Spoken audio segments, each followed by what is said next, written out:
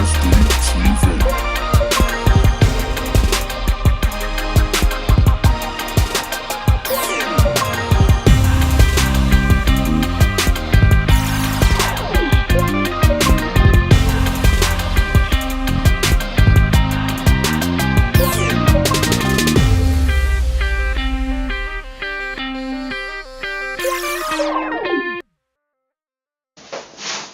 Hey everyone, and welcome to episode 14 of Daz Dee TV. And in this episode, we're going to be talking about the UKSCA Conference, and we're going to be talking about tapering.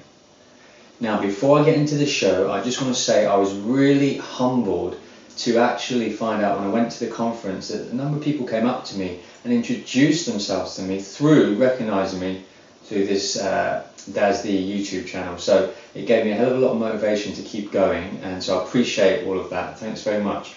One thing that they did say, a couple of people giving me feedback, was maybe we could just make it a little bit shorter, and for the people who perhaps don't want to listen for 15 minutes, 30 minutes, and just want to get the key take-home messages, maybe we could put them in at the beginning so that if they want to find out more information, they can do that later. So I'm going to do that. And just to try and summarize my take-home messages for these two topics, we start with the UKSCA Conference. The key take-home message that I wanted to go away with, and I want you guys to go away with, relates to Jeremy Shepherd's presentation. And he's an amazing evidence-based practitioner who's always thinking outside the box. And he just reinforced for me that you need to keep looking for patterns, Don't be limited by what has gone before you, but look at the athletes that you work with. And if you're privileged enough to get the opportunity to work with elite level athletes, try and test them in lots of different ways and see if you can find different parameters within your athletic profile that you might do in the gym and on the field to differentiate between the sub-elite and then the elite. So to give an example, not in Jeremy's presentation actually, but in a previous example with Dan Baker in the Brisbane Broncos, he was able to find from his athlete profiles that there wasn't really any difference between sub-elite and elite level rugby players at lower loads. But when he did a power profile looking at the jump squat, and he looked at 20, 40, 60, 80 and 100 kilograms, I think he showed that the sub-elite rugby players could match the elite level players at the lower loads for maybe 20, 40 and I think 60.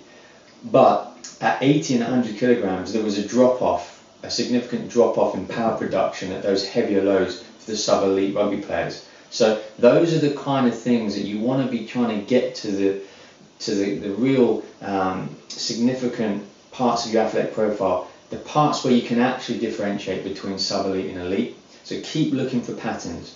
And in Jeremy's presentation, he kind of just reinforced for me that when he was looking at surfing, not only can you do that within your athletic profile, but look at the actual sports performance and try and monitor things that are happening, what we would call probably match analysis for football or rugby or something like that. But while surfing, see what data you can collect while they're actually competing. And he was able to show from his research something really interesting. Another way of being able to differentiate the elite from the sub-elite patterns that he saw was that the best surfers who consistently medalled and got in the top half of the rankings were the ones who had a higher paddling speed whilst surfing. So again, it's all about looking for patterns. It's all about looking for things that might differentiate between the sub-elite and the elite. So that's the first thing. And then the second summary point, it really relates to tapering, and I'm going to talk a bit more about my personal experience with tapering a little bit later. But for those of you who just want the headline data, in a nutshell, I'm just going to revert to a presentation that I previously looked at, not at this year's UKSCA Conference, but it's by Maduka. Inigo Maduka is from Spain, the Basque part of Spain, and in his review of the literature, which now is getting on for about 10 years old, he highlighted a couple of things, and I've just got it looking at my computer, that if you want to do an effective taper, there's going to be 3 or 4 things you need to do. You need to, first of all, decrease the training volume, and it's been shown from the research that between 20 to 40% reduction in training volume is the optimal amount of reduction in training volume. you need to also need to maintain the training intensity and maintain the training frequency. And generally speaking, an optimal duration of taper, so the time that you're going to reduce that training volume, is going to be in the region of 8 to 14 days. So that is my kind of overall take-home messages on UKSCA Conference and on tapering. Now, for those of you who want to just kind of stick with me a little bit longer, just want to go back, tell you a little bit more about the UKSCA Conference feedback. So at this time of year, if you are someone who, like me, works with youth athletes, you're probably experiencing the same thing that I do now, which is in the month of August, the kids are away, they're either competing or they're on holiday. It's a great time to reflect on your program.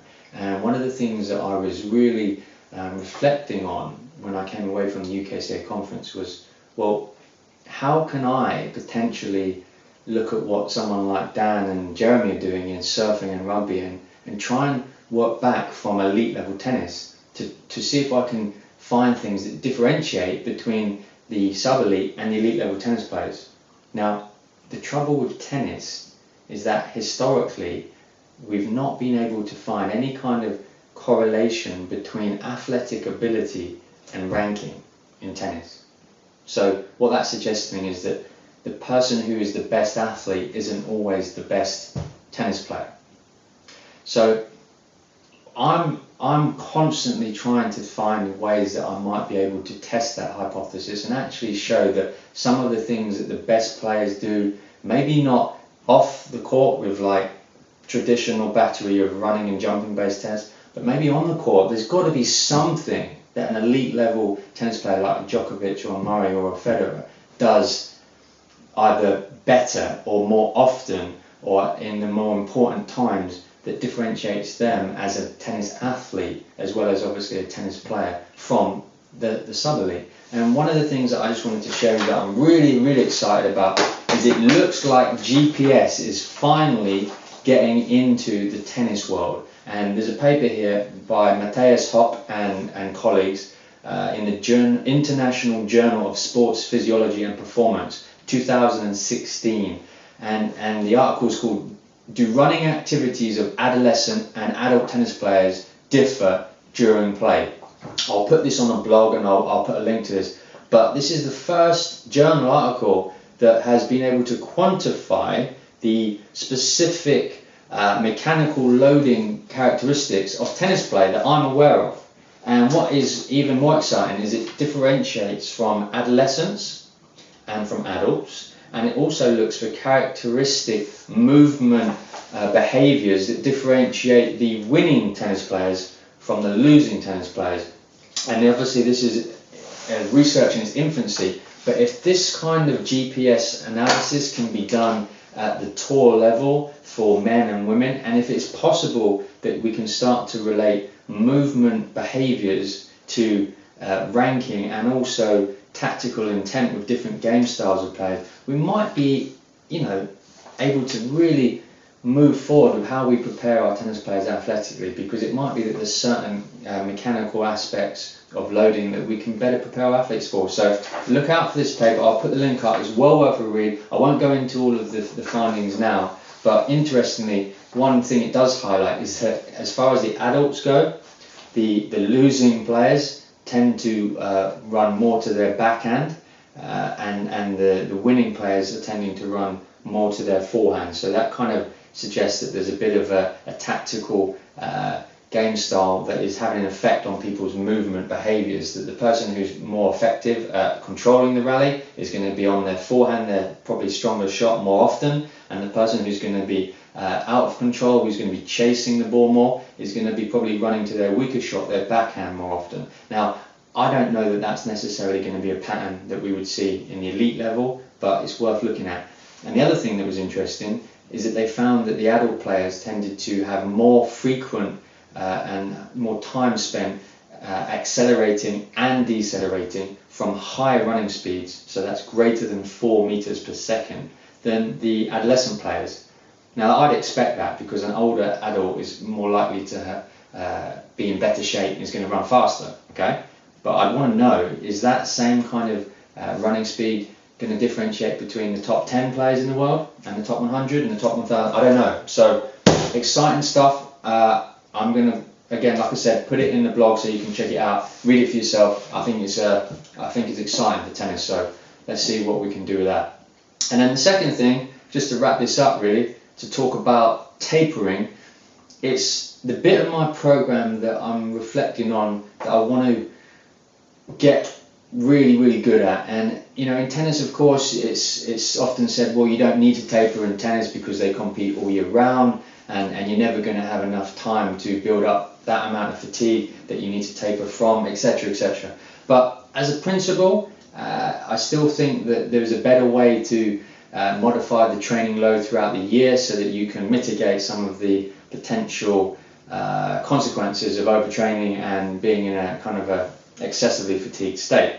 So last year I did a bit of a pilot study, and I looked at the reactive strength index that I measured 2-3 times a week of all of our full-time players and our pro players, and I selected the people that were tested most often. And my first year of kind of analysis has shown me that of the 20 people that I selected, there was almost half, there was 9 that literally from the start of the year to the end of the year just kept getting better at the RSI. So my analysis of that in a very kind of blunt fashion is suggesting that there was a big learning effect taking place, that our tennis players are not necessarily very competent at using ankle stiffness to be reactive with the ground. So rather than kind of at this early stage just scrapping it and maybe using something that is a bit more similar to tennis, like a jump squat, I'm going to keep going with it because I am confident that once the learning effect is kind of diminished, that perhaps the RSI will still be sensitive enough to show fatigue, and I want to see if that fatigue correlates with the changes in my training. So what I want to do this year, and I've reflected on this over the summer, I think this could be perhaps one of the ways that I'm going to really help develop the program this year, is to pay a little bit closer attention to 2 different strategies. One is the deload, which I'll explain in a second, and then the other is the taper. And you know, I'm still not convinced that there's necessarily going to be much need for me to develop sophisticated tapering strategies in tennis, because often, you know, the idea of winding back from a training cycle significantly for 8 to 14 days in order to bring about a peak performance is something that I'm still not completely convinced is going to be appropriate to do in tennis, because we just don't have that amount of time to build up that amount of fatigue other than in a pre-season. So in a pre-season I am going to look at the taper, which we usually do in as much as we program a couple of lesser important tournaments for 1 to 2 tournaments before their major one, and almost playing the tennis and doing a couple of maintenance physical sessions that emphasize power and power endurance. That's really how we do it, or at least how I do it anyway in tennis.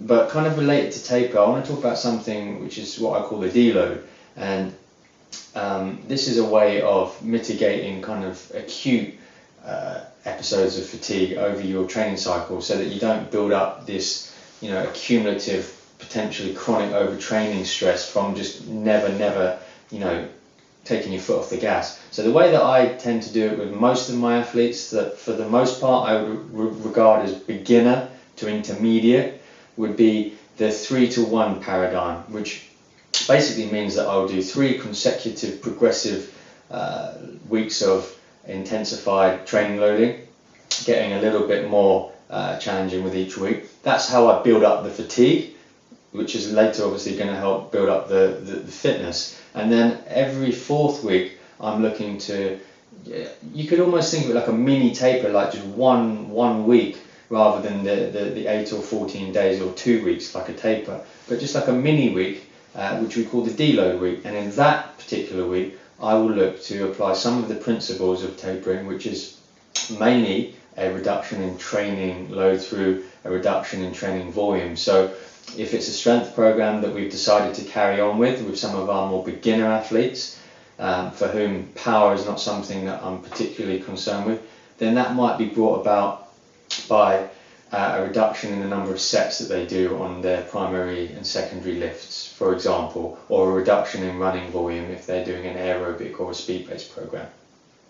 But then obviously the other thing that we can do for some of the more advanced athletes is, if we want to put a little bit more emphasis on a reduction in training volume, but we want to maintain or increase the intensity, we might slightly change the emphasis towards more power orientated exercises. And one of the things that I'm going to be experimenting with this year is kind of really utilizing the complexes, which is where you do that post-activation potentiation between a heavier strength lift and a plyometric exercise, kind of almost reserving them exclusively almost for the fourth deload week of every training cycle. So I kind of put a little bit more emphasis on strength and power concurrently in weeks 1, 2 and 3 of the training paradigm, and then in the fourth week when we do the deload, I concentrate on our heaviest lifts in our strength, and I pair them up with some power exercises,